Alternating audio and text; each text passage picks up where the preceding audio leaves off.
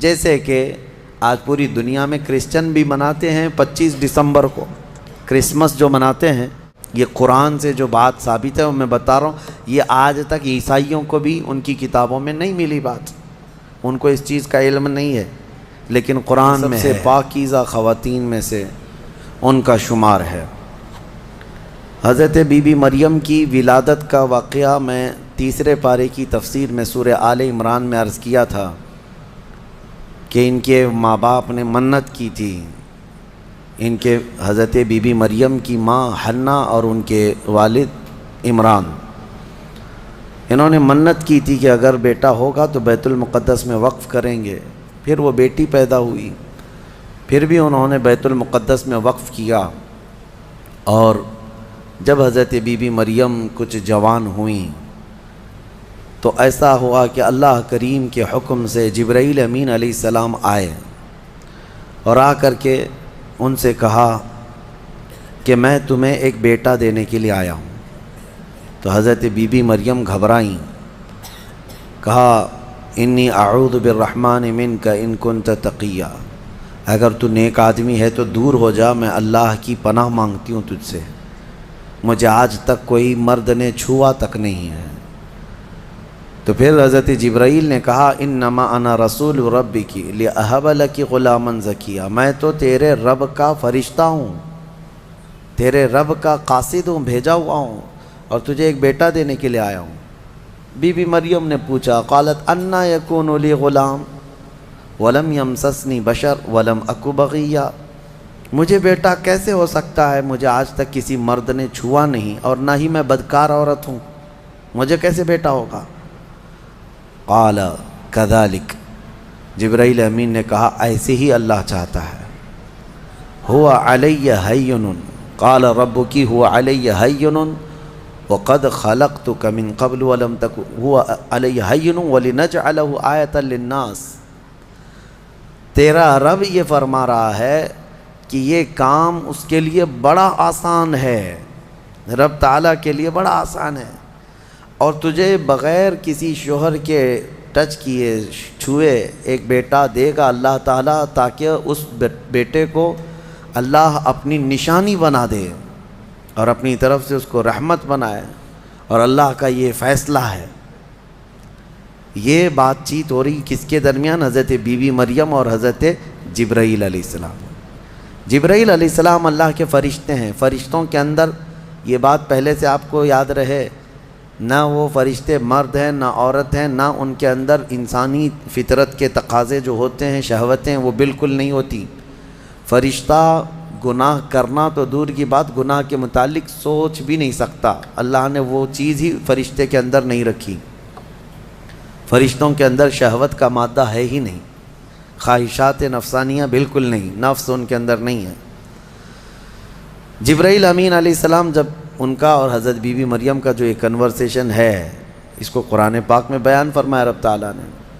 اب اس کے بعد اچانک ہوا یہ، فَحَمَلَتْهُ فَانْتَبَذَتْ بِهِ مَكَانًا قَصِيًّا، اچانک بی بی مریم حضرت جبرائیل امین کے پھونک مارنے سے حاملہ ہو گئی۔ صرف انہوں نے پھونک مارا، کون؟ جبرائیل امین علیہ السلام، پھونک مارا تو حضرت بی بی مریم کیا ہوئیں؟ حاملہ ہو گئی، اور جیسی وہ حاملہ ہوئیں تو ان کو خوف ہوا کہ اب قوم کیا کہے گی، تو وہ ایک آبادی سے بہت دور چلی گئیں جہاں کوئی نہ دیکھتا ہو، اور وہ ایک گھنی باغیچے کے جو کھجوروں کے درخت وہاں پر تھے، اس باغیچے میں چلی گئیں۔ یہ ایسا نہیں ہے کہ یہ حمل 9 مہینے کا تھا، بلکہ یوں حمل ہوا اور پھر بچے کی ولادت بھی، زیادہ دن تک کا یہ عمل نہیں تھا۔ بہرحال جب حضرت بی بی مریم بچے کی ولادت کے آثار نظر آنے لگ گئے، قریب ایک باغیچے میں گئیں، وہاں کا تذکرہ بھی رب تعالیٰ فرماتا ہے، فَأَجَاءَهَا الْمَخَاضُ إِلَى جِذْعِ النَّخْلَةِ، ایک کھجور کے درخت کی جڑ کو پکڑ کر کے وہ بیٹھی رہیں، اور پھر اس کے نیچے سے وہاں سے آواز دینے لگی اپنے رب کو کہ مولا میری حفاظت فرما۔ اور درد ایسا ہوتا ہے ولادت کے وقت کا، اس وقت کے الفاظ حضرت بی بی مریم کے قرآن فرما رہا ہے، وہ کہہ رہی تھی کنت نسیا منسیا، یہ درد سے پہلے میں مر گئی ہوتی، بھلا دی گئی ہوتی، کاش میں ان تمام چیزوں میں نہ ہوتی۔ عورت جو ہے اس درد کے وقت بہت ہی زیادہ فرسٹریٹ ہوتی ہے، بہت تکلیف دہ ہوتی ہے، تکلیف زدہ ہوتی ہے، اس قدر کہ موت کے وقت ہونے والی تکلیف سے تھوڑی سی کم تکلیف بچے کی ولادت کے وقت ہوتی ہے۔ ایک عورت کو یہ آسان چیز نہیں ہے، اس کی تقریباً 40 کے قریب ہڈیوں سے تو روح نکل چکی ہوتی ہے عورت کے جسم سے جب بچے کی ولادت کا وقت قریب آتا ہے، اور وہ موت کے منہ میں جا کر کے واپس آنا یہ معمولی بات نہیں۔ اسی لیے اللہ تعالیٰ نے قرآن میں اس کا ذکر فرمایا، وہ حمل یعنی عورت جو ہے حملہ وفصالہ 30 شہر، یہ آیت ہے، اس میں اللہ تعالیٰ فرماتا ہے ووضعتہ کرہا، جب وہ بچے کو جنم دیتی ہے تو بڑی تکلیف کے ساتھ دیتی ہے۔ حضرت بی بی مریم کا بھی جب وہ وقت آیا تو وہ درخت کی جڑ کو پکڑ کر کے آواز دینے لگیں، کاش میں اس درد سے پہلے ختم ہو چکی ہوتی، بھلا دی گئی ہوتی۔ تو رب تعالیٰ کی طرف سے آواز آئی، اللہ تحزنی وقد جعل ربکی سریا، گھبرا مت اے مریم، تیرا رب تیرے لیے آسانیاں پیدا فرمائے گا، آسانیاں پیدا فرمائے گا۔ اس درخت کو ہلاؤ، پکی کھجوریں گریں گی تم پر۔ حضرت اللہ کی طرف سے حضرت بی بی مریم کو جو پیغامات آ رہے تھے یہ کیا تھے، یہاں پر بھی میں بتا دوں، اللہ تعالیٰ اپنے بندوں کو جو پیغامات دیتا ہے اس کے 3 طریقے۔ ایک وحی ہے جو نبیوں کو دی جاتی ہے، یعنی وہ وحی ہے، اس کو وحی کہتے ہیں، جو اللہ تعالیٰ کا پیغام نبی کو آئے۔ وحی کے بھی کئی طریقے ہیں، ڈائریکٹ اللہ تعالیٰ سے وہ کلام کر لیں یا کسی فرشتے کے ذریعے سے کر لیں، جیسے جبرائیل امین علیہ السلام جو لے کر کے آتے تھے اور نبیوں کو پہنچاتے تھے، یہ بھی کیا ہے، اس کو کیا کہتے ہیں، وحی، وحی ہے۔ اور اللہ کے ولیوں کو جو پیغامات اللہ کی طرف سے ملتے ہیں، اس میں فرشتہ تو نہیں آتا، لیکن اللہ تعالیٰ ان کو کچھ باتوں کی ہدایت دل میں ڈالتا ہے یا ان کے ذہن میں، دماغ میں وہ چیزیں اچانک اترتی ہیں، اس کو کہتے ہیں الہام۔ یہ وحی نہیں ہے، یہ کیا ہے، الہام۔ اور عام مومنین کے دلوں میں بھی اللہ ہدایت ڈالتا ہے، آپ کو خود بھی کچھ چیزیں سمجھ میں آ جاتی ہیں، یہ صحیح ہے یہ غلط ہے، یہ اللہ کی طرف سے دی ہوئی ہدایت ہے، اس کو القاء کہتے ہیں۔ ہے اللہ کی دی ہوئی ہدایت، لیکن اگر وہ نبی کو ہو تو وحی ہے، ولی کو ہو تو الہام ہے، عام مومنین کو ہو تو القاء ہے۔ اور کچھ کافروں کو بھی ہوتی ہے، کافروں کو جو چیزیں معلوم ہوتی ہیں اس کو استدراج کہتے ہیں، یعنی وہ بھی کچھ چیزیں معلوم کر لیتا ہے۔ بہرحال یہ ایک الگ بحث ہے۔ حضرت بی بی مریم کو یہ الہام اللہ کی طرف سے تھا، اللہ تبارک و تعالیٰ نے ان کو فرمایا کہ درخت کی یہ جڑ کو ہلاؤ، پکی کھجوریں گریں گی۔ کھجوریں گریں تو اللہ کا حکم ہوا فکلی وشربی وقری عینا، کھاؤ پیو اور اپنی آنکھیں ٹھنڈی کرو۔ درد زہ اس کو کہتے ہیں، بچے کی ولادت کے وقت ہونے والا درد۔ قرآن کے اعتبار سے اس درد کے وقت عورت کو کھجور کھانا چاہیے، کھجور سے افاقہ ہوگا، کیونکہ قرآن میں اللہ نے بی بی مریم کو یہ عطا فرمایا۔ وہ کھجوریں کھائیں اور اس کے بعد اب جو حکم تھا اللہ کا وہ کیا تھا، فَإِمَّا تَرَيِنَّ مِنَ الْبَشَرِ أَحَدًا فَقُولِي إِنِّي نَذَرْتُ لِلرَّحْمَنِ صَوْمًا، اگر کوئی آدمی تجھے نظر آ گیا بچہ ہونے کے بعد، بچے کو دیکھ کر کے کوئی بھی اگر تم کو نظر آیا تو بات مت کرنا کسی سے۔ اس وقت چپ کا روزہ ہوتا تھا، یعنی خاموشی کا روزہ، ہماری شریعت میں نہیں ہے لیکن پہلے کی شریعت میں چپ رہنے کا روزہ بھی ہوتا تھا، یعنی وہ جو ٹائم ہے اتنے ٹائم تک کسی سے بات نہیں کریں، یہ ہونا چاہیے، لیکن ہماری شریعت میں نہیں ہے۔ کاش یہ روزہ عورتوں پر ہو جاتا، بہت سارے لوگ محفوظ ہو جاتے ہیں۔ خیر، حضرت بی بی مریم کو کہا گیا کہ چپ کا روزہ رکھنا، اور کوئی بھی اگر بات کرے تو اشارہ کرنا اپنے بیٹے کی طرف کہ اس سے بات کرو، میں آج چپ کا روزہ ہوں، یعنی وہ اشارہ لوگ سمجھ جاتے تھے کہ روزہ ہے۔ تو حضرت بی بی مریم وہاں جب پہنچیں تو درد ذہ کے بعد حضرت عیسیٰ علیہ السلام پیدا ہو گئے۔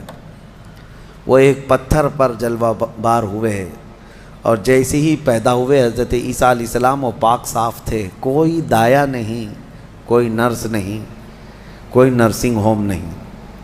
یہ اللہ تعالیٰ کی قدرت تھی، ایک صحیح سلامت بیٹا، اور وہ بھی اللہ کی نشانی بنانی تھی بغیر باپ کے۔ حضرت عیسیٰ علیہ السلام پیدا ہوئے اور حضرت بی بی مریم اپنے بیٹے کو اٹھائیں اور لے کر کے چل پڑیں ایک ہی دن میں، جس کو کہتے ہیں زچہ عورت، یعنی جس کا بچہ ہوا ہوتا ہے وہ عورت کمزور ہو جاتی ہے، لیکن حضرت بی بی مریم اپنے بیٹے کو اٹھائیں اور چل پڑیں۔ جیسے ہی وہ بستی کی طرف آنے لگی، ان کی گود میں بچہ تھا، لوگوں کی نظر پڑ گئی، کوئی ادھر ادھر چیمی گوئیاں شروع ہو گئیں، باتیں کانا پوسی، لوگ جمع ہوئے اور پوچھنے لگے، یا اخت ہارون ما کان ابوک امرأ سوء وما کانت امک بغیہ، اے مریم تو تو بڑی پاک خاتون ہے، اخت ہارون کہا جاتا تھا پاک عورت کو، تو بالکل ہارون کی بہن کی طرح ہے، تو نے یہ کیسے کر لیا؟ نہ تیرا باپ بدماش تھا، نہ تیری ماں بری تھی، یہ کہاں سے آ گیا تیرے اندر بچہ؟ فاشارت الیہ، بی بی مریم نے اپنے بیٹے کی طرف اشارہ کیا، اس سے بات کرو، میں آج چپ کا روزہ ہوں۔ لوگوں نے کہا، قالوا کیف نکلم من کان فی المہد صبیا، ہم اس سے کیسے بات کریں جو گود میں بیٹھا ہوا ہے؟ گود کے بچے سے بات کریں گے؟ تو اشارہ اس طرف کر رہی ہے۔ تو لوگ ابھی یہ بات چیت کر ہی رہے تھے، گود میں سے ہی حضرت عیسیٰ علیہ السلام بول پڑے، قال انی عبد اللہ آتانی الکتاب وجعلنی نبیا وجعلنی مبارکا اینما کنت واوصانی بالصلاة والزکاة ما دمت حیا وبرا بوالدتی ولم یجعلنی جبارا شقیا والسلام علی یوم ولدت ویوم اموت ویوم ابعث حیا۔ یہاں تک کا کلمہ عیسیٰ علیہ السلام نے گود میں ہی کیا۔ کیا کہتے ہیں؟ اے لوگوں، میں اللہ کا بندہ ہوں، انی عبداللہ، میں اللہ کا بندہ ہوں، اور اس نے مجھے نبی بنا کر بھیجا ہے۔ حضرت عیسیٰ علیہ السلام کو گود میں ہی نبوت ملی ہے، گود میں نبوت ملی ہے، اس نے مجھے نبی بنا کر بھیجا ہے، صرف نبی نہیں، وجعلنی مبارکہ، اور مجھے برکت والا بنا کر بھیجا ہے، اور پھر مجھے اللہ نے یہ حکم دیا ہے میں جہاں کہیں پر بھی رہوں نماز قائم کروں، زکوٰۃ دیتا رہوں، جب تک میں زندہ رہوں نماز قائم کرتا رہوں اور زکوٰۃ دیتا رہوں، ان کی امت کی اور ان کی شریعت کی جو نماز رہی۔ اور پھر اللہ نے مجھے حکم دیا ہے کہ میں میری ماں کا فرما بردار رہوں اور اس کا نافرمان نہ رہوں۔ اور پھر آخری والا جملہ تو بہت امپورٹنٹ ہے ہم سنیوں کے لیے، جو عیسیٰ علیہ السلام نے کیا۔ عیسیٰ علیہ السلام کی ولادت کا دن، جیسے کہ آج پوری دنیا میں کرسچن بھی مناتے ہیں 25 دسمبر کو، کرسمس جو مناتے ہیں، الگ الگ روایتیں، واللہ عالم جو بھی ان کی پیدائش کا دن رہا، لیکن عیسیٰ علیہ السلام کا یہ جملہ بڑا امپورٹنٹ ہے۔ آخر میں اپنی گود میں انہوں نے کیا کہا؟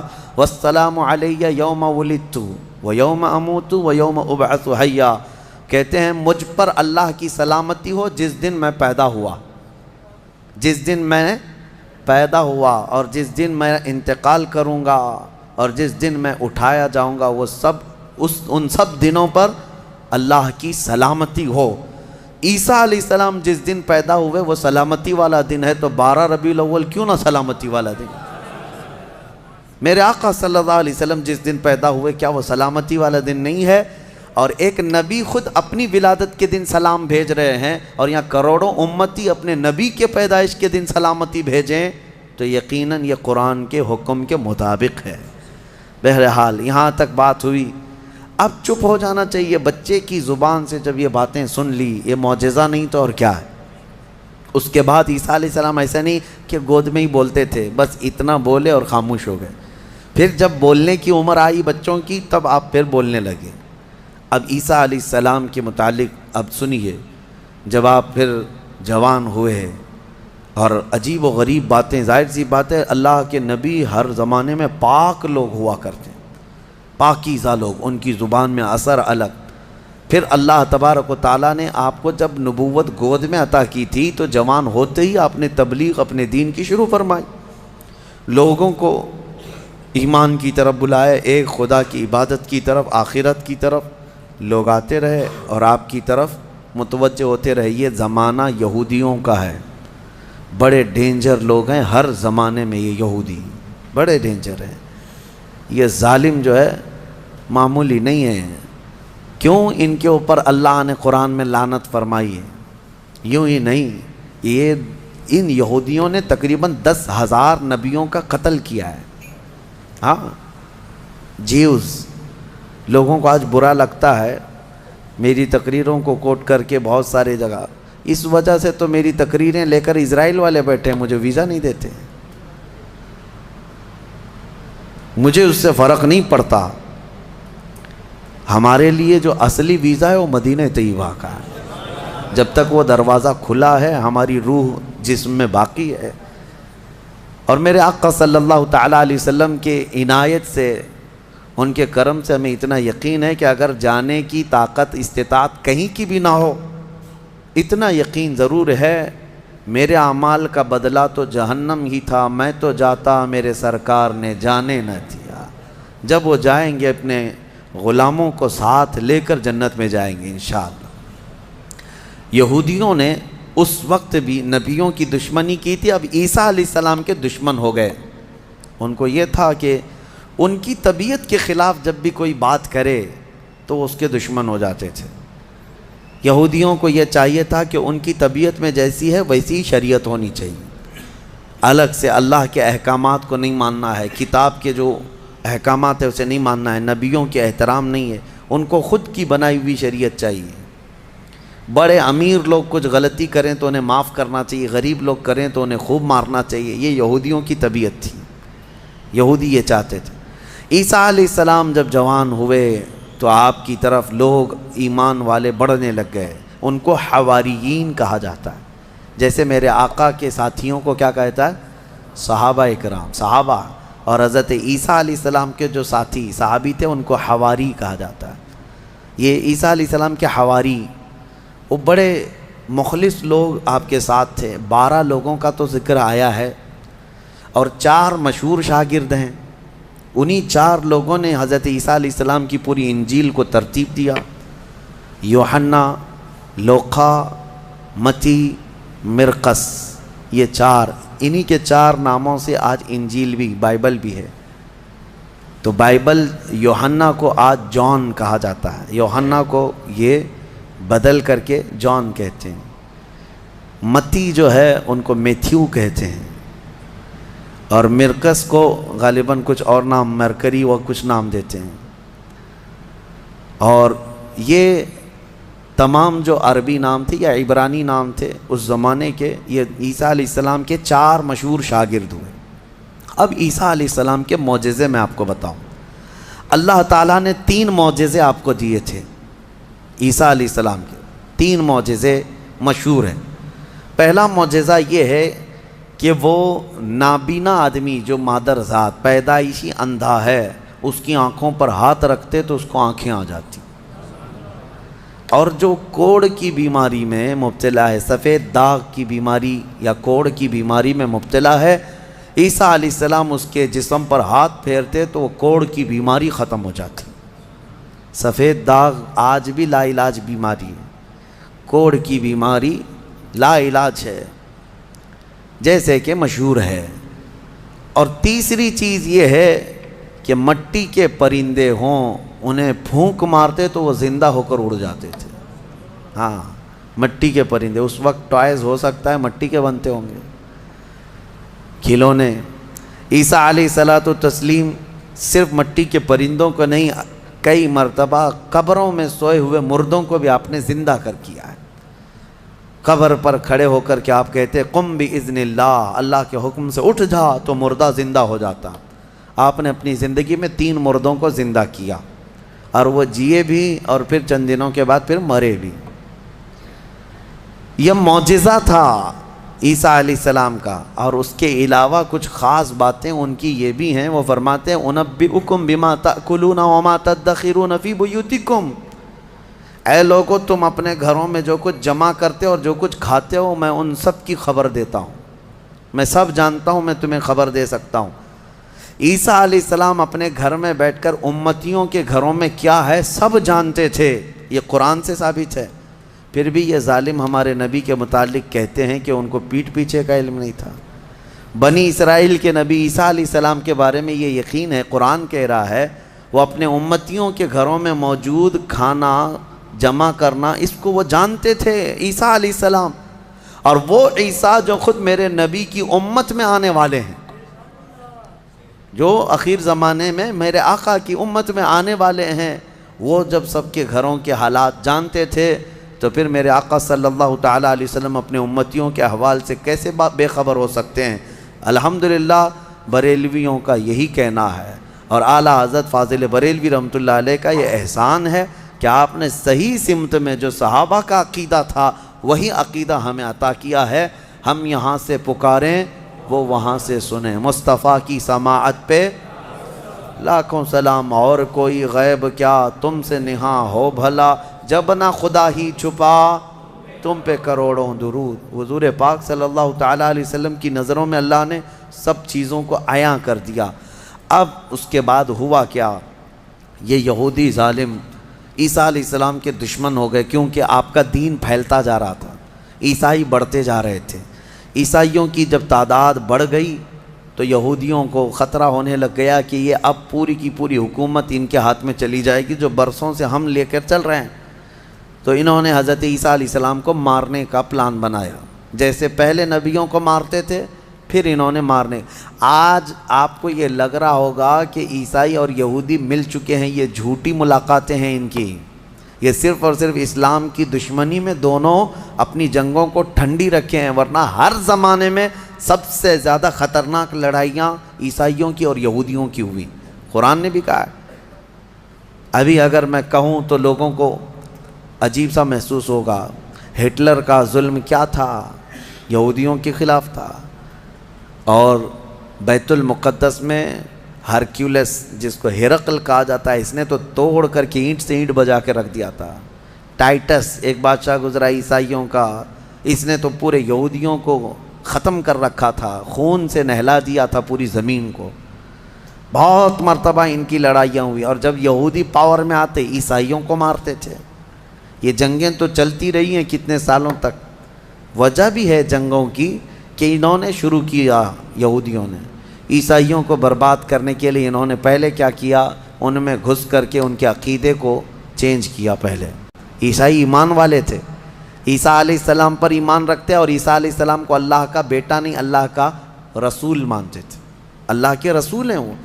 یہودیوں نے انہیں گمراہ کیا، پادری بنا بنا کر کے انہیں میں گھسا دیا کہ وہ پادری ایسے چرچوں میں گئے جہاں جا کر کے انہوں نے بائبل کو اپنے انداز سے شرح لکھنا شروع کیا کہ اس کا مطلب یہ ہے، اس کا مطلب یہ ہے، اور پھر بعد والی جنریشن نے اس کا عقیدہ بنا لیا۔